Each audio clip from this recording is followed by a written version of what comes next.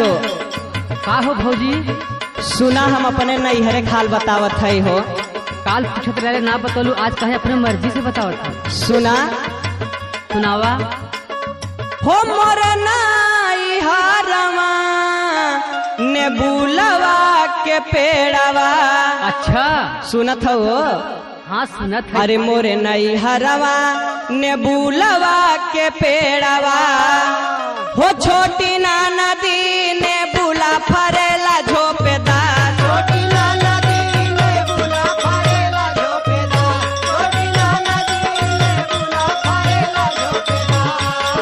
हो छोटी ना नदी, छोटी ना नदी, छोटी ना नदी, छोटी ना नदी, छोटी ना नदी ने बुला फरेला झोपेदार। छोटी ना नदी ने बुला फरेला झोपेदार। छोटी ना नदी ने बुला फरेला झोपेदार।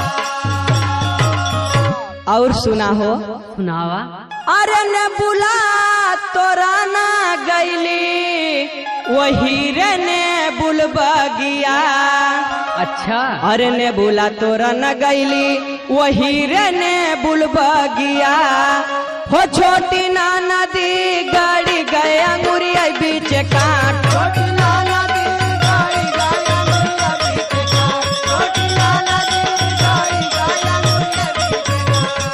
ओ छोटी ना नदी, छोटी ना नदी, छोटी ना नदी, छोटी ना नदी, छोटी ना नदी गाड़ी गए अंगुरिया बीच काट। छोटी ना नदी गाड़ी गए अंगुरिया बीच काट। छोटी ना नदी गाड़ी गए अंगुरिया बीच काट। के ना निकाले मोरे अंगूरी के काटवा। देवरवा ना रहा का? अरे के न निकारे मोरे अंगूरी के काटवा। अरे छोटी ना नदी के ना दरदिया हारले। छोटी ना नदी के ना दरदिया हारले। छोटी ना नदी के ना दरदिया हारले। हो छोटी ना नदी, छोटी ना नदी, छोटी ना नदी, छोटी ना नदी, छोटी ना नदी के ना दरदिया हारले। छोटी ना नदी के ना दरदिया हारले। छोटी ना नदी के ना दरदिया हारले।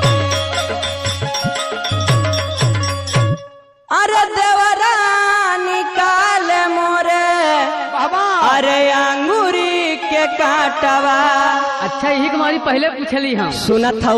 सुनत है। तोहरे छोटका भैया। अरे देवरा निकाल मोरे अंगूरी के काटवा। अरे छोटी ना नदी सैया मोर दरदिया हारले। छोटी ना नदी सैया मोर दरदिया हारले। छोटी ना नदी सैया मोर दरदिया हारले। छोटी ना नदी, छोटी ना नदी, छोटी ना नदी, छोटी ना नदी, छोटी ना नदी सैया मोर दरदिया हारले। छोटी ना नदी सैया मोर दरदिया हारले। छोटी ना नदी सैया मोर दरदिया हारले। और सुना हो? सुनावा भौजी। अरे गुड्डू अलहरी बहुत बाटे न दानवा।